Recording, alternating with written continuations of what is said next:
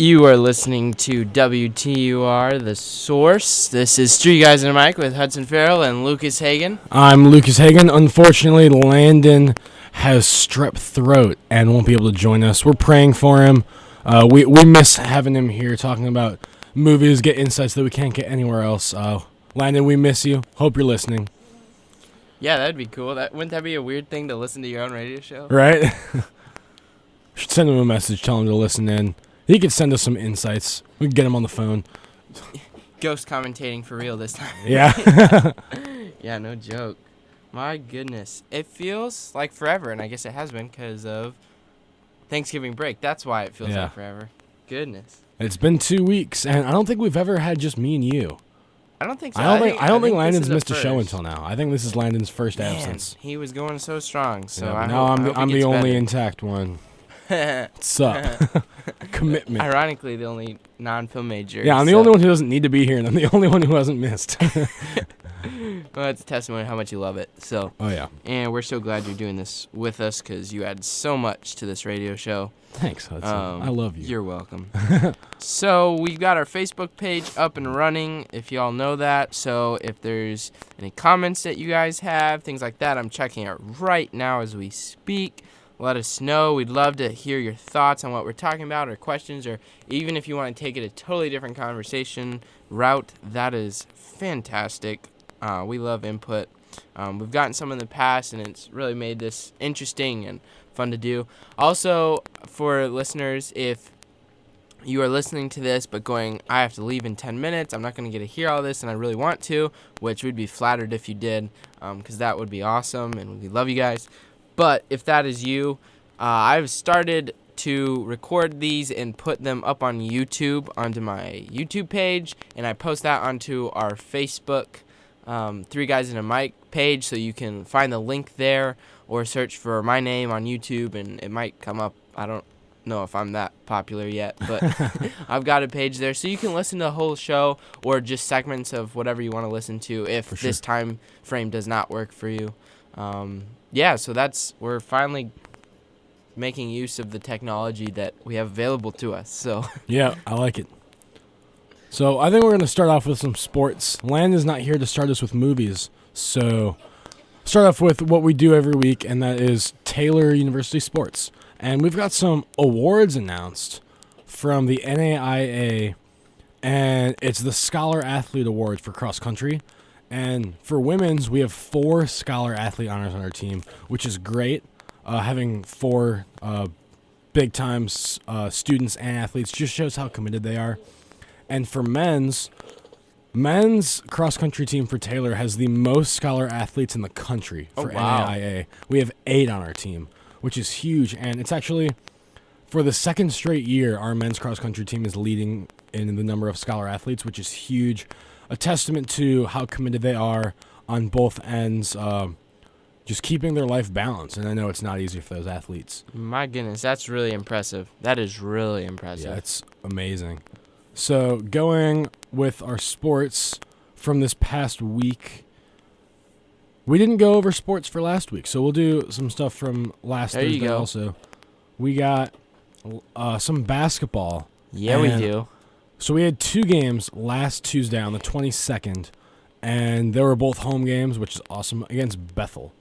And shout out to Bethel. Love you guys. Bethel, good school. But they lost to us in both games. What's up? Women's basketball. Yeah, they did. Women's basketball, we beat them 66-57. And then men's basketball, we beat them 105-97. Wow. So pretty close, actually. Yeah, maybe the women's teams That's are just super solid defensive teams. Yeah. And the men just rained down from threes, I guess. Like they always do. Right, and then we got a bunch more basketball games. It is basketball season officially around Taylor. And Silent Night. December 9th. Do you have your costume yet? I'll probably just go as Captain America. Okay. Yeah. Me and my roommates are going to Muncie tomorrow. It's going to be fun. It's my go-to. I don't got money because I'm a college student. Yeah. And college is expensive. Yeah. If you haven't figured that out, you probably should figure that out. Learn the hard way. Yep. So more basketball. So our men's team is still undefeated, 9-0 on Tuesday.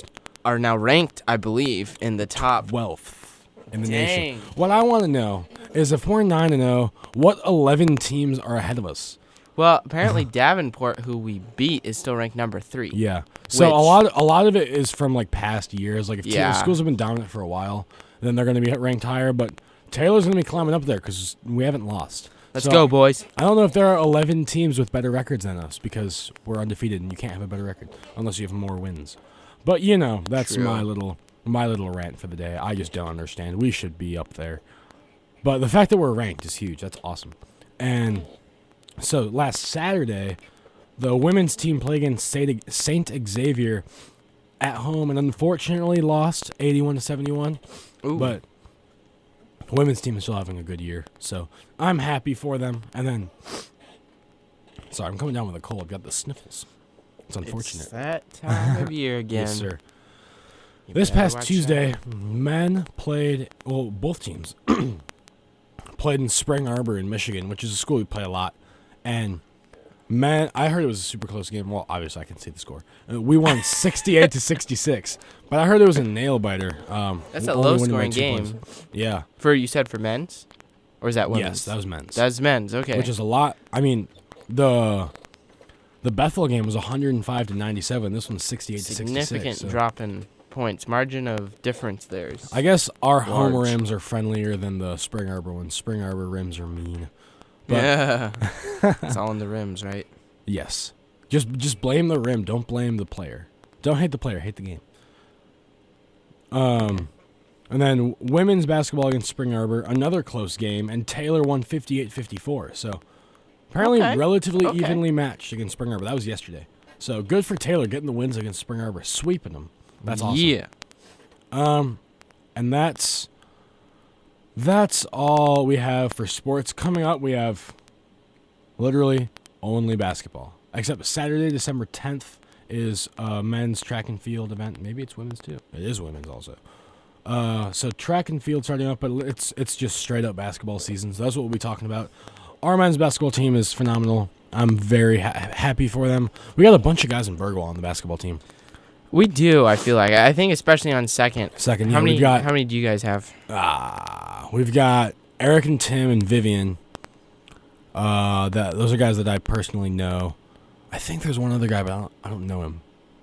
Okay, I think it might be like Vivian's roommate. I've got the 2 freshmen, Mason and Ryan, Okay. on my floor. Shout out to them. They're fun Yeah. guys. Shout outs. Yeah, dude. I love the basketball guys. They're super. All the athletes are just super cool guys.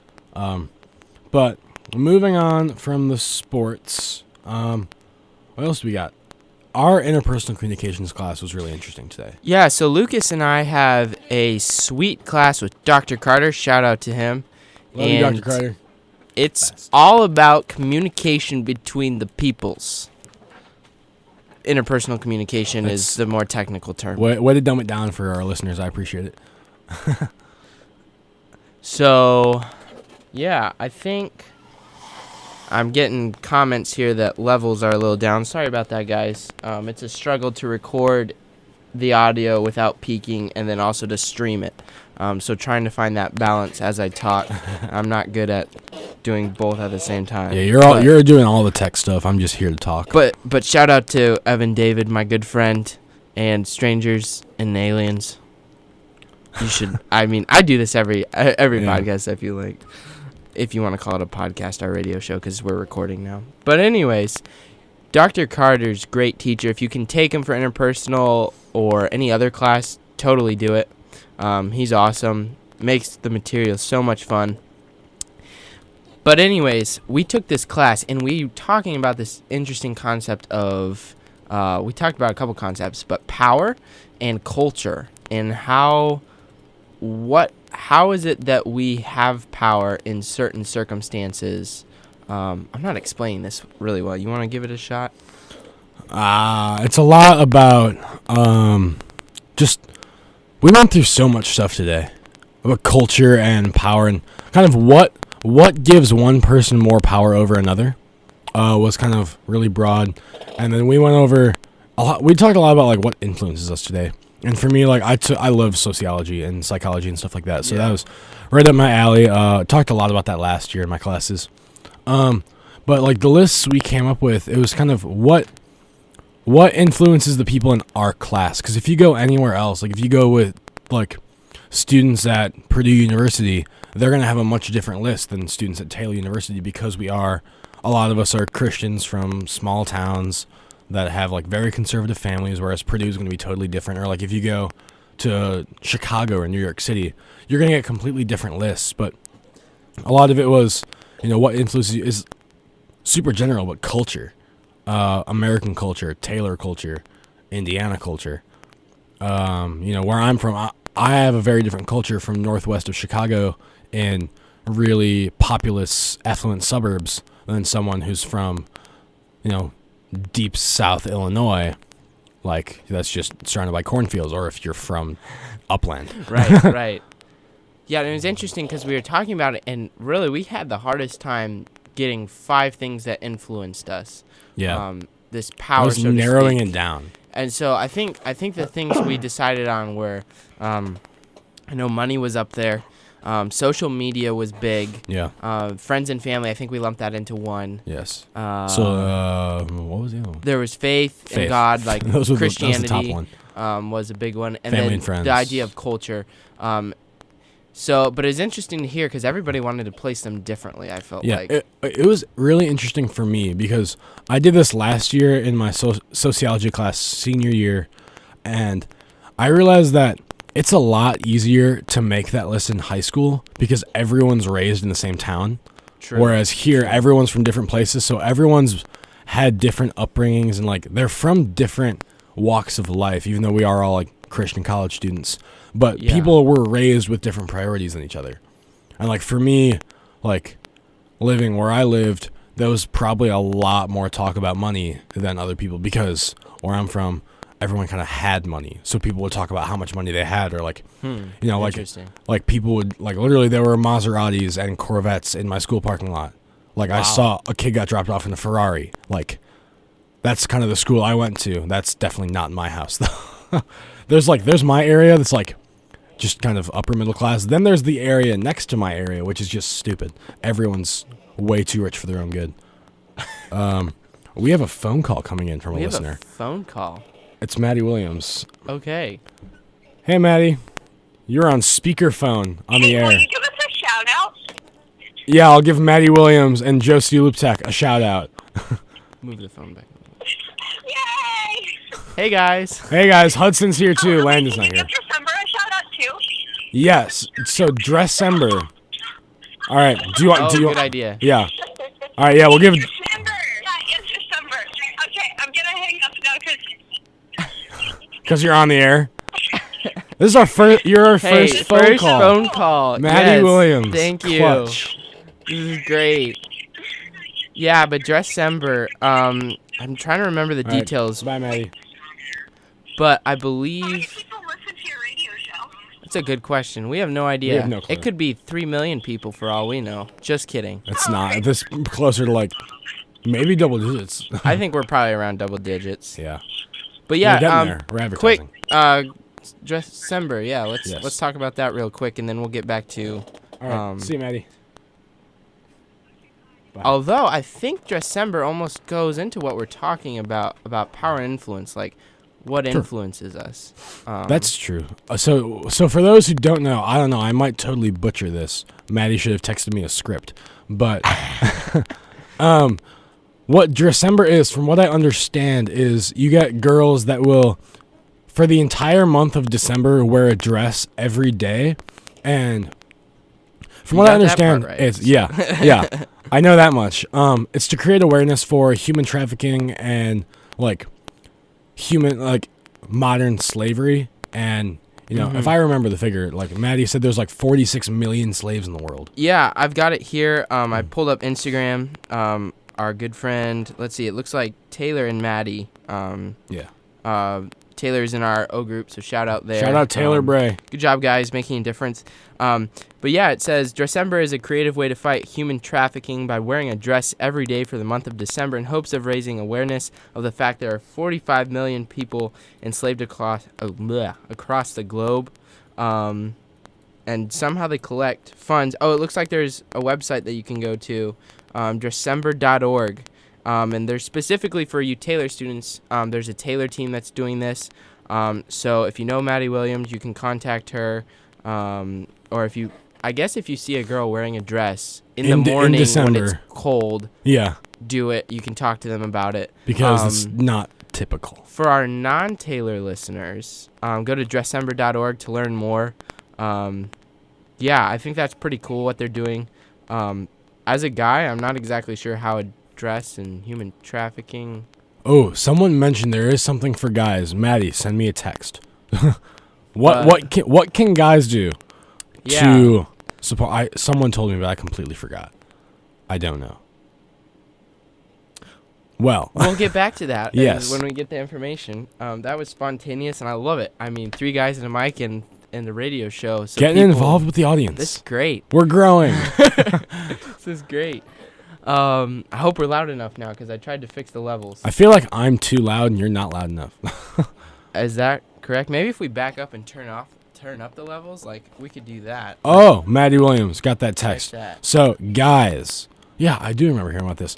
So, bow ties for guys. Bow ties? That rhymed. We have one guy on the Taylor team. He's wearing a bow tie every day. So, guys, in order to create awareness, rather than wearing a dress every day, because that would be weird, wear a bow tie every day. I actually don't have any bow ties, but my roommate Ben has a plethora of bow ties. Just use those. Yeah, for sure. Ask him first, though.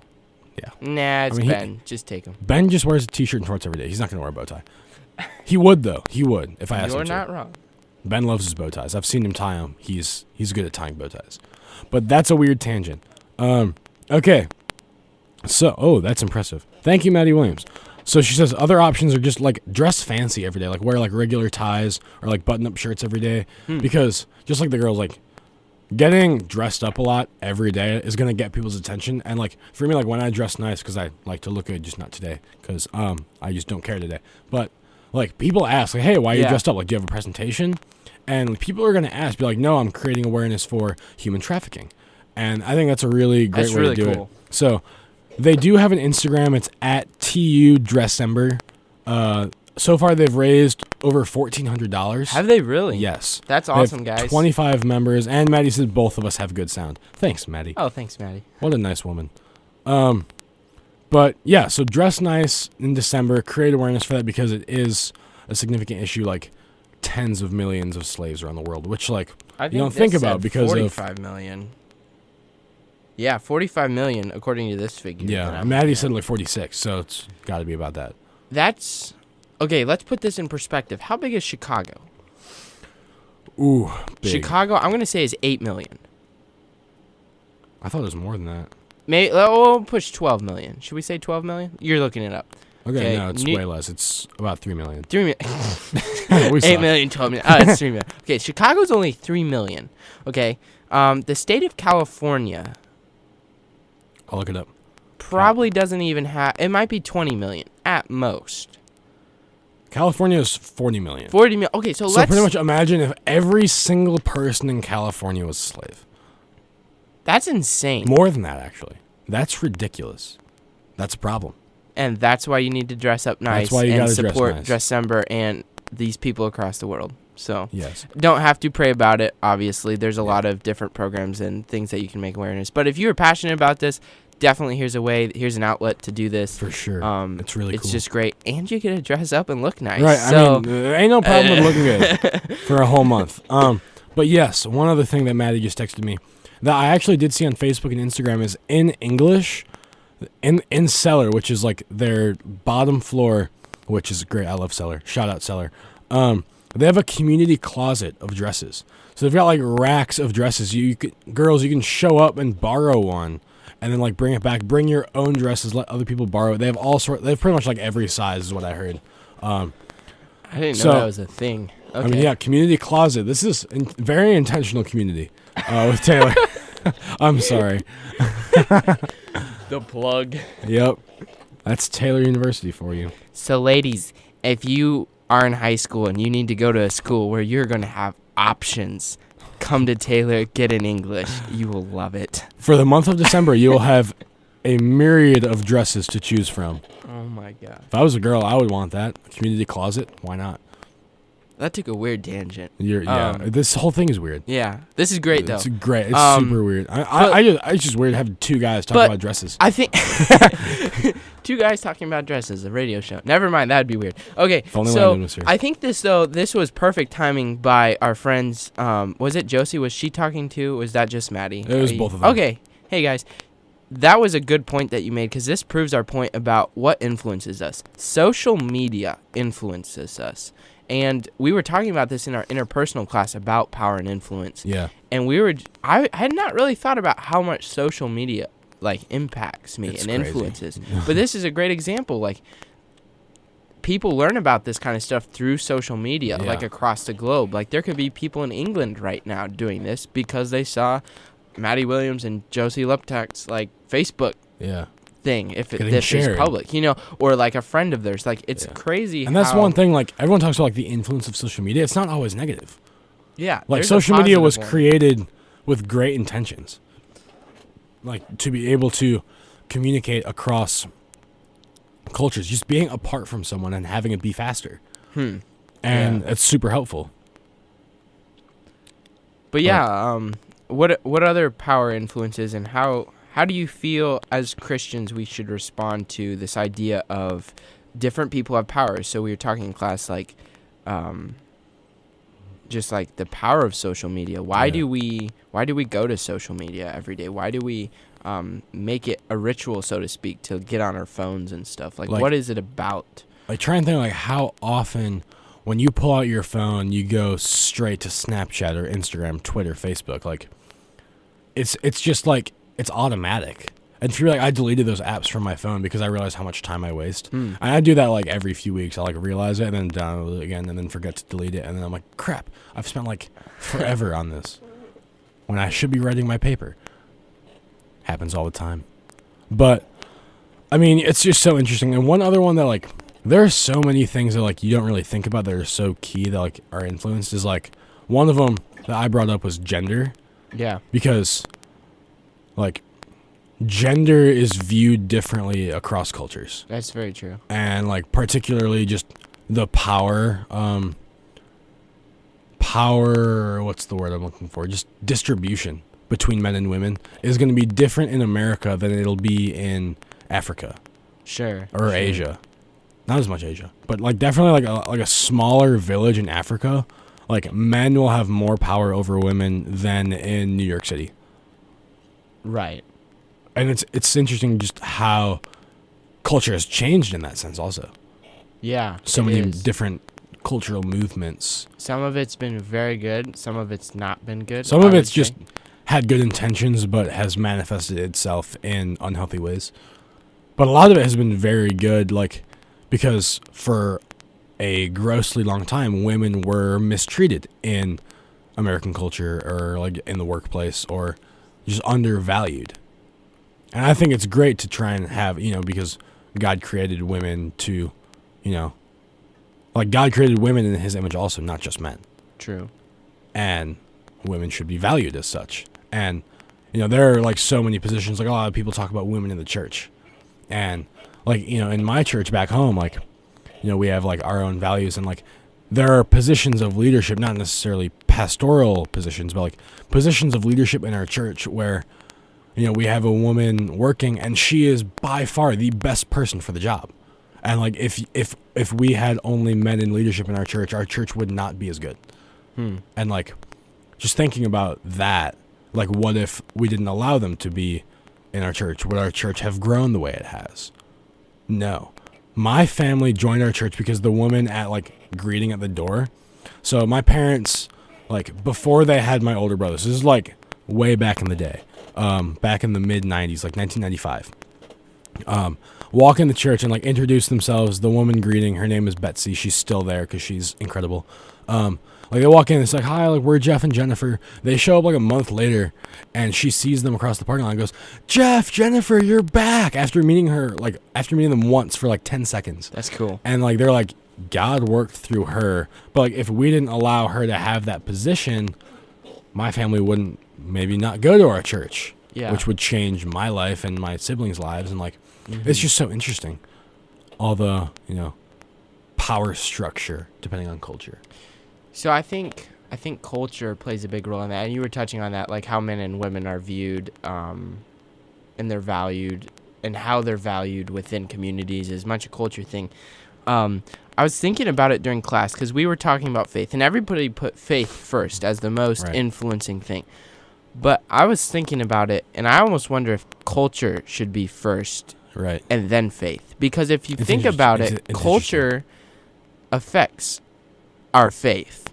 Like the way we view God in our individualistic society of America is different how people say in, I'm trying to think of a collectivist, like Ecuador, how they view God. Yeah. Like, so does that mean that culture has more influence over the way we view God than necessarily our own Christian churches here?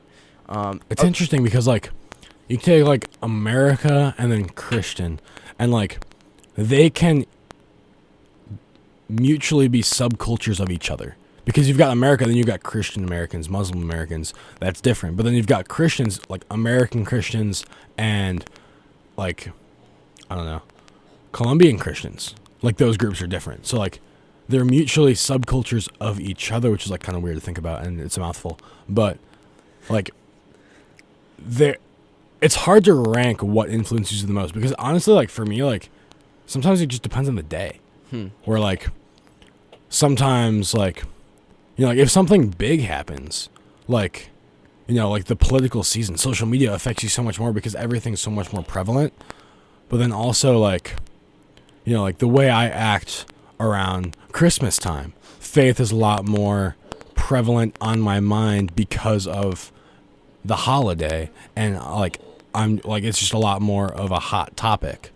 But what caused faith to be the influencing? That's what I'm trying to get at is, yes, in the moment we have these things that influence us, but what caused them to be the influence? And I think that's what Dr. Carter was getting at. Like, what causes these to be influenced? Why do we let these things influence us? Because, like, honestly, during Christmas season, I'm not thinking about the fact that, the reason that I have a Christmas tree is because of whoever's idea was to have a Christmas tree so much longer. Was that a faith thing? Was that a cultural thing? Yeah. Was that a money thing? Like, I don't know, but, like... And a lot of it is money. Like, I was the only one in the class that brought up, like, marketing firms because I took a sociology class.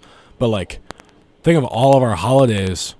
It's, like, these holidays, like Halloween, Valentine's Day, like Mother's and Father's Day, were created by people who make product, by businesses to sell more products. And, like, they're purely economical reasons for profit. They're not like obviously, like, it's great to have, like, Mother's and Father's Day to celebrate parents, but the reason they were made is not, like, by parents we should celebrate, like, our mothers and fathers. It's by businesses because they're like, we can sell a lot more crap if we just make a day and make the celebration is giving gifts. Is that how it started? Was that, like, when the government issued, was that businesses coming to it saying, hey, we should have a Mother's Day? Is that, like... I don't remember the exact, but I know, like, definitely for, like Halloween isn't anything significant, but that was, like, made and popularized by marketing and stuff like that. Or, like, another example of that is 50 years ago, or 60 years, like before the 1950s and 1960s, very few men would propose with a diamond ring. It wasn't really a thing because diamonds are neither the most expensive gemstone or the most luxurious gemstone. But one brand had a mass marketing plan and scheme. That rhymes. Yeah. And now diamonds are what you propose with. That's just the way it is. But before the 1950s, no one was buying diamond rings for engagement. But now that's the standard. And that came from marketing. It was just some brand like, hey, we want to sell more diamonds and jack up the price. Let's create a whole marketing thing. And now it's across the, like, country. That's what everyone does. Like, that's marketing. It's not just... Like, it came from, like, a people around the table like, hey, let's sell more diamond rings. Let's create a whole thing about proposal and show all these guys proposing in pictures and in commercials with our diamond rings, because then people will buy them because the idea of that is desirable. And like that's so interesting how much marketing affects what we view as like kind of the standard, because it's a lot of it is run by businesses in order to sell more product.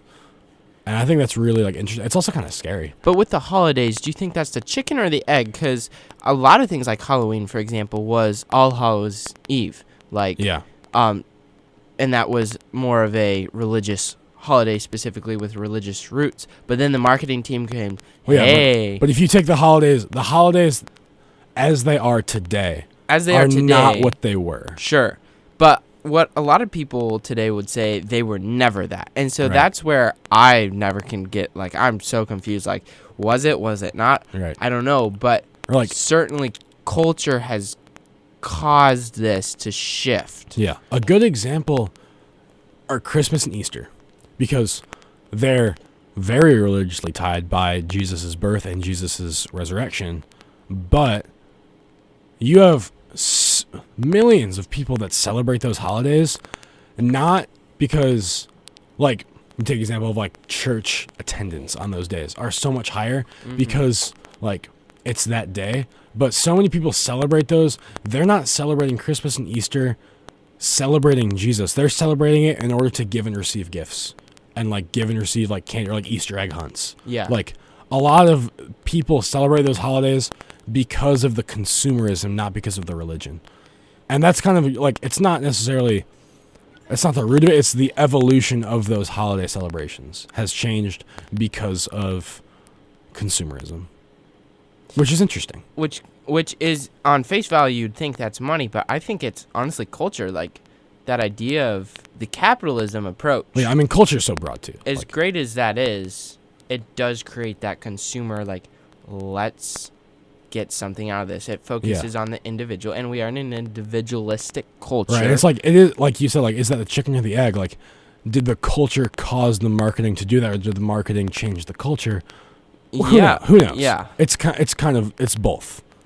And also marketing is American culture. And a big part of American culture. What came first? Who knows? But it's definitely both. And I think chicken or the egg is a great way to say that.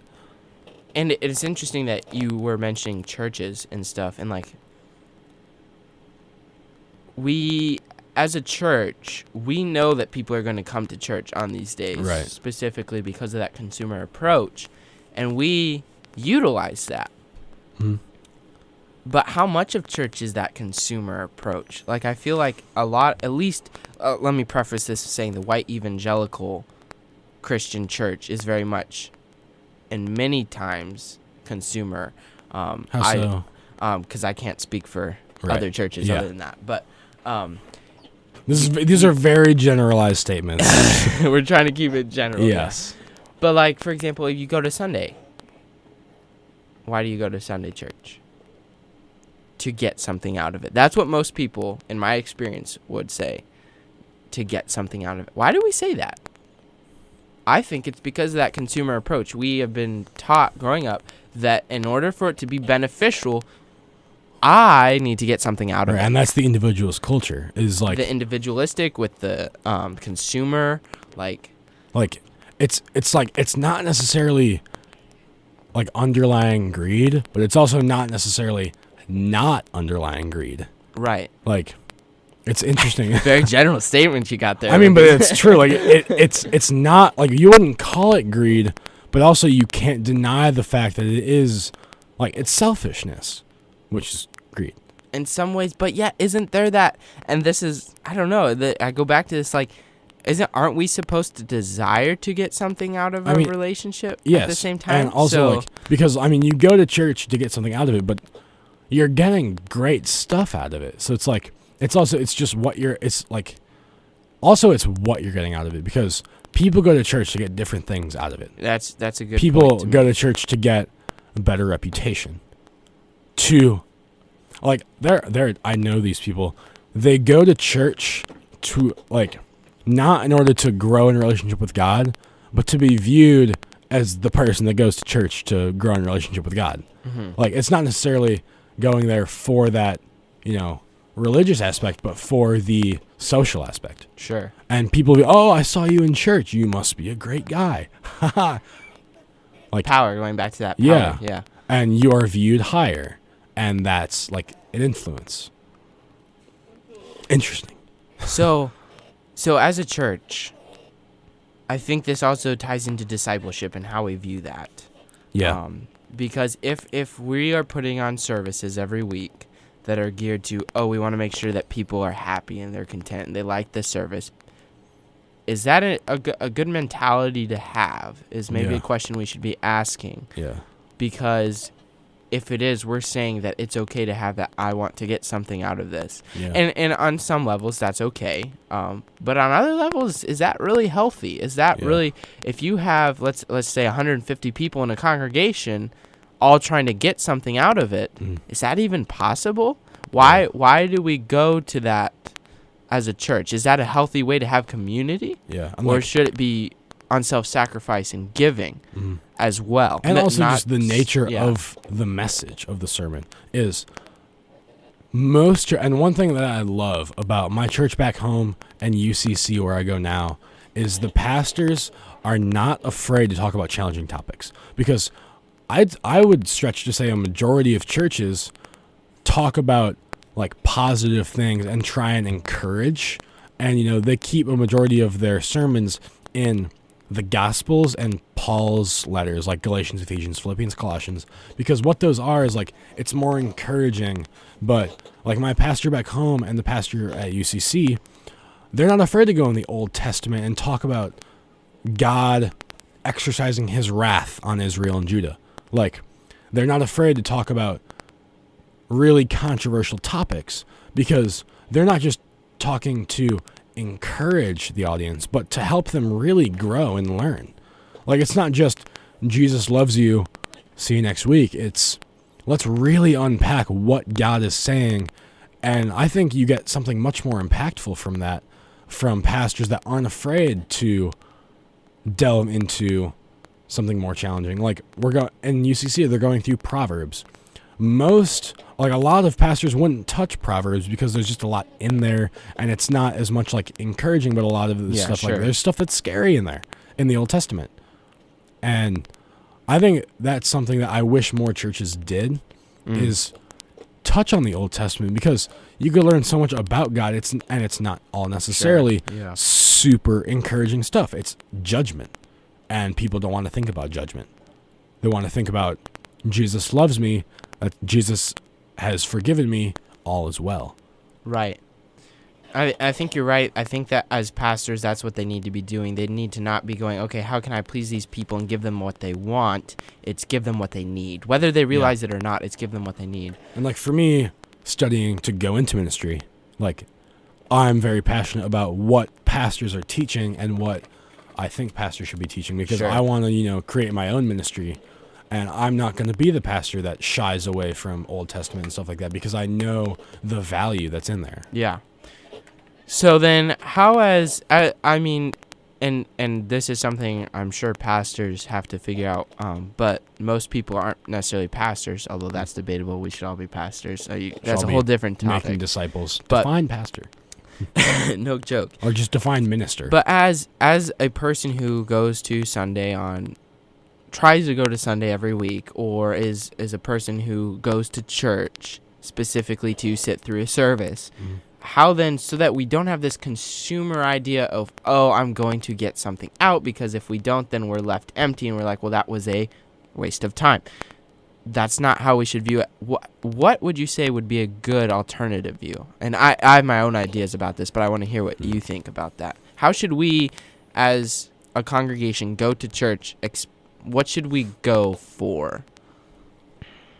That's a good question.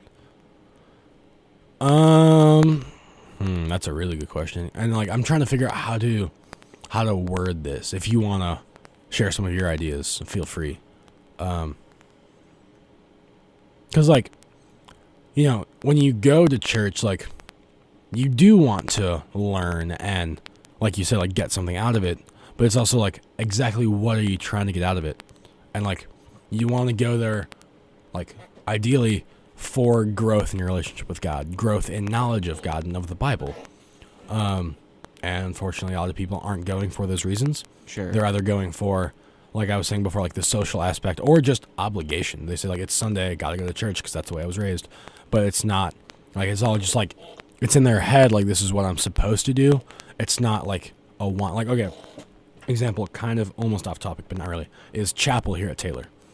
Is one thing I love about chapel is it's not required, but we still have an attendance rate of over 90% on any given week. So that means that we nearly fill the chapel 3 times a week full of students that want to be there. Mm-hmm. And, like, I visited chapel at other schools, and I'm not going to name them, but chapel's required, and the worship is so different because here at Taylor, you have a huge room full of college students with a lot of energy that want to be worshiping. Whereas you have other churches that are like chapels at other colleges full of students that feel that they are required to be there. They don't want to. Or they feel like they have better things to do. And the worship experience is so different. Like, you know, like what, Yeah. like, it's interesting. But that's kind of didn't really answer your question at all. But So, and this is something that I've wondered about myself, and I've struggled with and wrestled over for a while. And I think yes, there is an importance in desiring to get something out of church. There is something, you should want that, and there is a healthy respect to that. But you shouldn't go to church expecting to get something out. You shouldn't, because let's be honest. There are lots of different ways to learn and grow in your faith. Mhm. Experience, relationships with close brothers, and if you're a girl, with sisters, family. We have the Word of God that we can read on our own. Mhm. The Holy Spirit is active and living in our lives if we are truly Christians. Mhm. So to say that you go to church just to get something out of the message, yes, that's really healthy, and the Bible specifically says we need to be reading the Word in front of people, and there should be that. But I don't think that, I think we often make that into the primary reason that we go.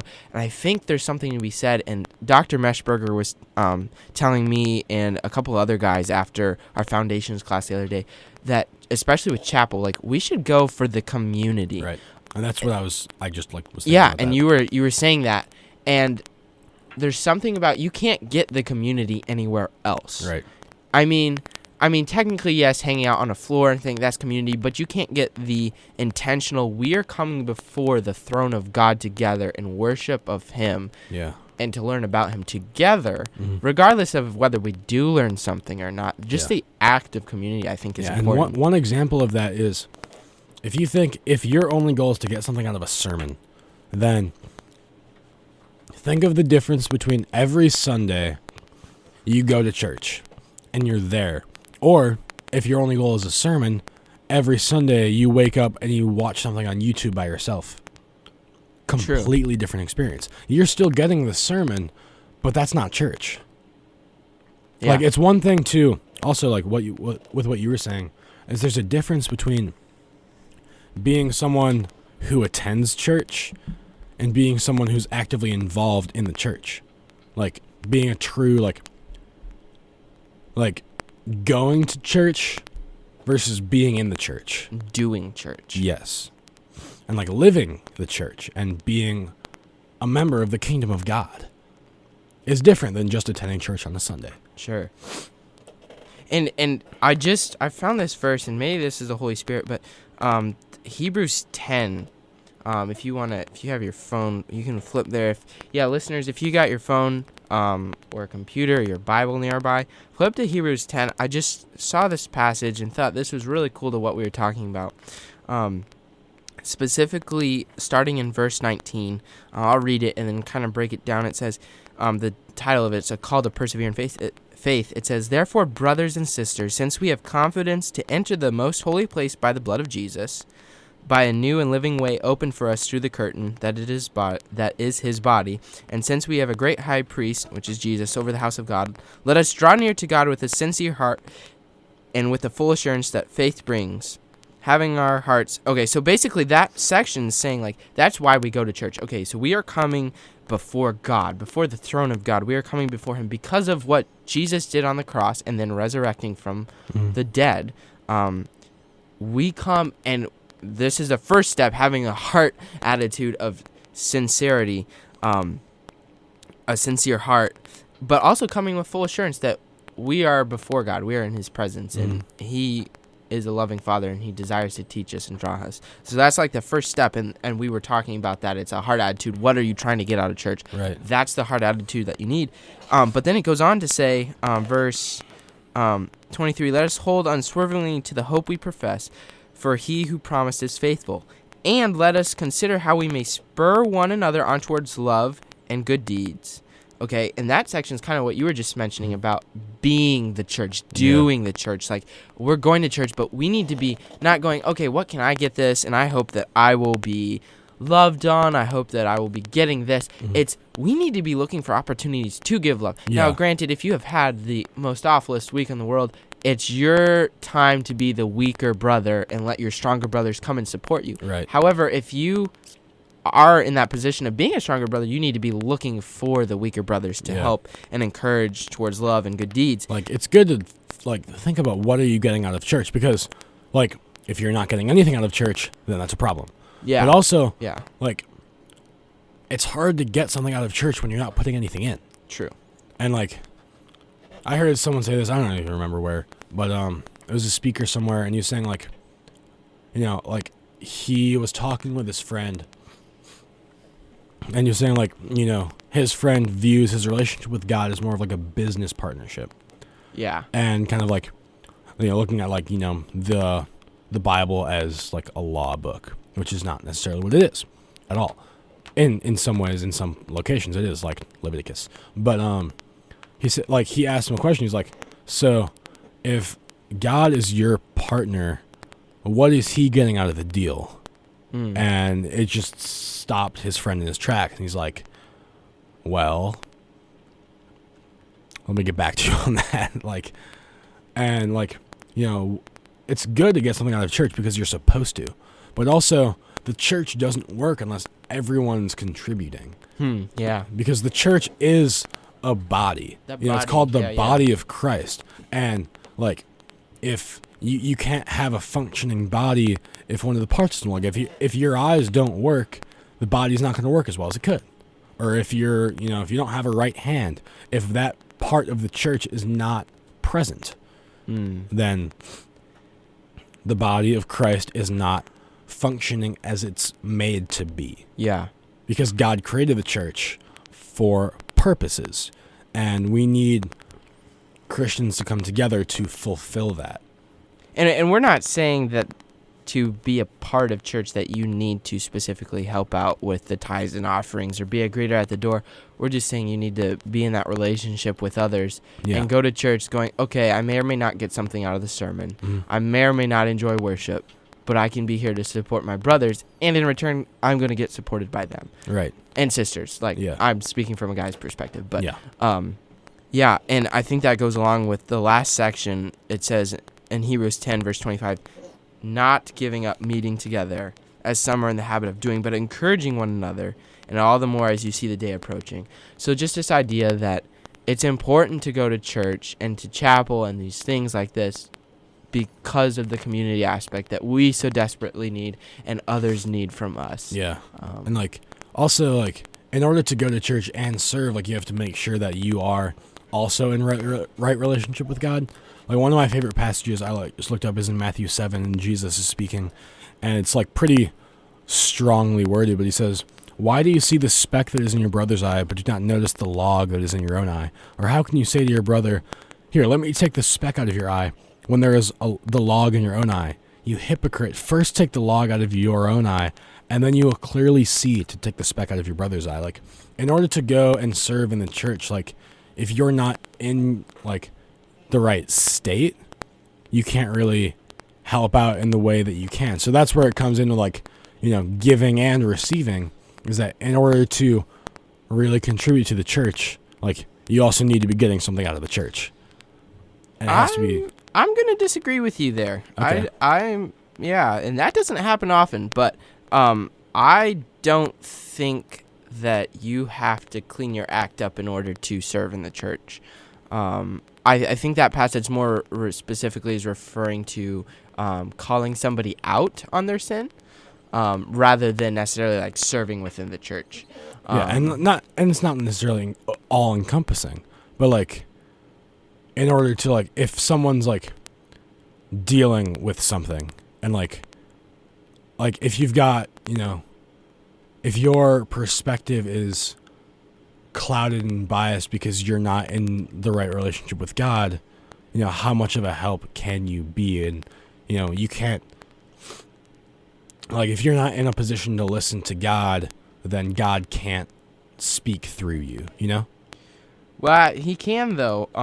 And I'm trying to find the passage. It's in Galatians, I believe, but it's talking about there was some people who were specifically preaching the gospel to get that power, as we were talking about earlier. Yeah. Oh, he's a righteous man because and Paul's like, you know what? I don't give a crap that this guy is saying it, even though he's doing it for prideful reasons, because the gospel is being preached and God can still use that. So I kind of feel like, yes, we do need to be making sure that we are in the right relationship with God. But if you are going through some stuff and you don't know the answers and you don't know how to get out of it, that shouldn't deter you from still being a part of the church body. Well, yeah, and that's not exactly what I'm saying. Okay, that's what I was hearing. So sorry, that's my bad. like for example, I need to think of like an example. Like, okay, so for me, I was serving in a youth group. I was a leader in the middle school youth group at my church for 2 years, and there was a stark difference in the way that I was able to teach and lead. Like everyone kind of goes through phases in their faith where they're like really in the word and when they're not. And for me, like when I was actively in communication with God and reading the word, I was better suited to teach and serve my students than when I would go through weeks where, I haven't really been praying. I haven't been reading my Bible. I've been, maybe like, exposing myself to the wrong kind of content in the media or hanging out with the wrong kind of people. And like when I'm not saying that it's impossible, because there were times when, I'm still able to impact students. Sure. But like, it's just like to what extent, I guess. Yeah. Okay. That's a good way. Because of like saying for me, it, like yeah. I still have that head knowledge, and like even if I'm a little out of it, like I can still preach the gospel, but not as well. Sure. Which is kind of what I'm getting. I think that was kind of the... Okay. It was coming across like, if you have something sinful, you should not be serving in the church. Oh, yeah, and I was like, whoa, that's wait a minute. not what I'm saying. Okay, good. Everyone's sinful. Good but clarification. Like, yeah, incomplete thoughts finally coming through. Where's our ghost commentating Landon? Landon's probably sitting there like, what is happening? Our first disagreement. Yeah. So glad you're here to kind of, help me get through that. That's good. Finishing up my thoughts. Now I think we're on the same page. I think that's a fair statement. But, yeah. Wow, this has been really cool and really deep. And I don't even know if any of that made sense. I hope it did. I feel like it made sense to us, but were you able to follow it? Was it all completely disconnected? Probably. Text us it's 3 hours in a month. You're like, what the heck were you guys talking about? I don't understand. Or ask us. If you did... Yes, ask us in person. Or if you did understand and you're like, wow, that was good, and maybe you have a disagreement with something. So we'd love to hear that. We'd love to hear your thoughts. And we can bring it up next week, too. Yeah, Continue exactly. this with good old Landon. Because we will be here next week, Dead Week. Yeah. I will be so glad to get out of studying to do something like this. That'll be fantastic. I don't think we'll have it the week after. So next week is last week of radio show. For the semester. Yeah, because it's Thursday. I don't even know if we'll still be here Thursday. Yeah. Depends. Or we might be in a final. Because there are definitely finals from 3 to 5 on Thursday. Very true. I think I might have one. Dang it. Wow. Second to last one right here. Yeah. Do you have any concluding thoughts or teasers for next time? Hopefully Landon's back. Shout out Landon Hilst. We love you. We miss you. Fortunately, we were able to have a good show without you, but we miss your movie talk. 'Cause Yeah, I don't was know like, anything about I wanted to movies. wrap this up with something movie related, but Because I you're a didn't- film major. I didn't plan anything. Landon does the research. He puts in the work. Yeah, he does, and it shows because then we have structure, not chaos like Yeah. like today. This was like the lost episode, but it wasn't lost. This was the lost episode, but we actually made sense. By the way, I put the lost episode up. I believe. No, I didn't. Never mind. I lied. Sorry. Never mind. Spoiler. I will You be putting wish up you put the the lost lost episode onto my YouTube channel. So look for that because it is hilarious of how totally random. It was hilarious to us. You might hate it. It was. Oh no, it was good. I was It was listening funny. through it, and it did actually make sense. Yeah. Somewhat. This episode, we actually talked about real stuff. So It's like the lost episode, but this one we actually talked about real crap. The last lost episode was, man, that was a lot of fun. and we always reference it. I don't think we've gotten an episode not referencing the lost episode. No, Let's we're be just real. teasing them. So, quick shout out to Samuel Morris Hall. They are having open houses Oh, yeah. tonight, I believe 8 to 11 or something like that. I believe all the floors are doing it. I think it's Sammy 2's doing Stranger Things open house. Okay. Personally, I'm not going to that because I've had enough Stranger Things in my own life. But, yeah, and then I think, let's see. Oh, who was I talking to? Penthouse is doing Christmas themed. So definitely go to that. Get your Christmas on. Yeah. I don't know what the 2 other floors are I have doing. no idea. Broho's probably doing something crazy awesome. And I don't know about Foundation. But, yeah. But we have just run out of time. Oh, wait. No, we didn't. Sorry, that's an ad. I was about to switch you into the middle of an ad. That would have been awkward. So, any other shout-outs we can do while I wait for this ad to close? Shoutouts to Josie and Maddie again and Seller for giving us the plug for Dressember. Seriously, get involved with that. It's super cool. Guys and girls, just dress nice this month. And when people ask you why, just say, trying to get attention to give awareness to human trafficking because Yeah. it is an issue. Like, God's people are being just enslaved and treated horribly, and we need to address that. So, Yeah. shout out that's to good. them. Shout out to all the athletes every week. Talk about them. Everyone listening, shout out to you. Just thank you very much. This was 3 Eyes and a Mic on WTUR. I'm Lucas Hagen. And I'm Hudson Farrell. And thank you for listening. See you later. See you guys.